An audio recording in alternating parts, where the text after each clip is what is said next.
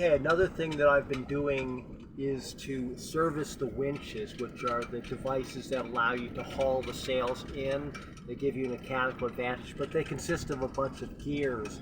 And over time, those gears get gummed up and they don't work anymore. And since, because of COVID, I haven't been able to sail for 2 years, they've gotten really bad. So I decided to service all the winches since I have this time down. So I'll just show you briefly what that entails.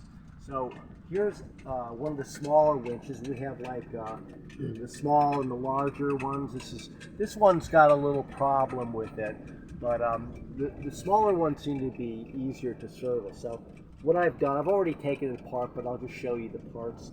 Basically, you disassemble it by taking the top cap off, and then you remove this little thing which holds the rope in it. I'm going to place it all into a container and then soak them in mineral spirits, and then re-grease them and then assemble them again. So the next thing is to remove this spindle here, which is the center spindle. You see it's got gear teeth at the other end.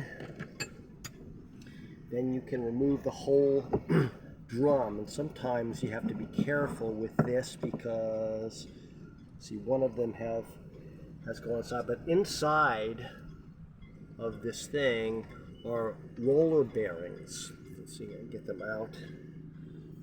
Should be able to get it out.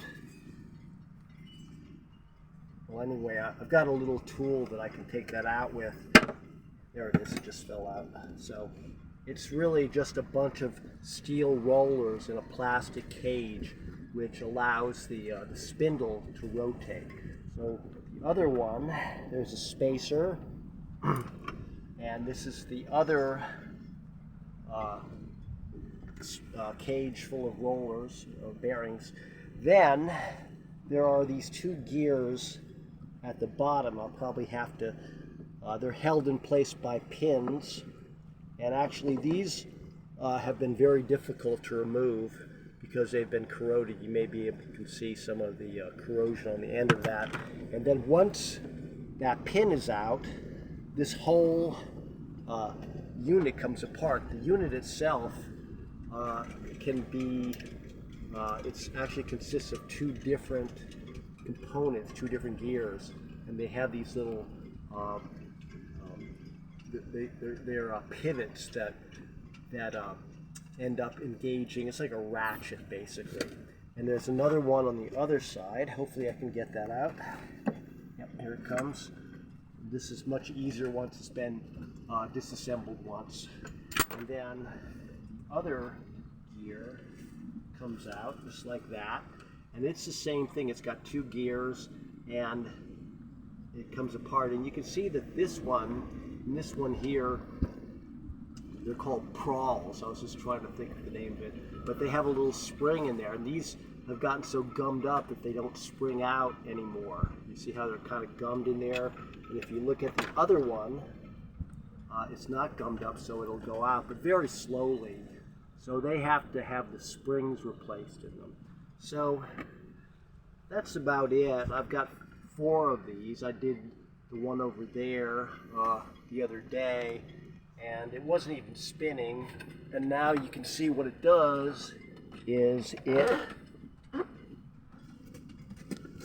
spins, and that allows you to wind the sheets, which are the things that control the sails, and it also locks in here. It's a really pretty clever device. It's very useful for doing a lot of different things. So anyway, that's just another thing, not related to the typhoon, which has taken up most of my time. But at the moment, I'm waiting to get the actual lifelines, the cables that connect the stanchions and the hardware is being sent from the United States. It takes about a month to get here, so in the meantime I'm just doing some things, and obviously I needed to do this. Like I said, when you don't sail your boat for that long, 2 years, by far the longest, I haven't taken the boat out, but things tend to build up and they have to be maintained. So, okay, that's all for this little episode. Okay, thank you.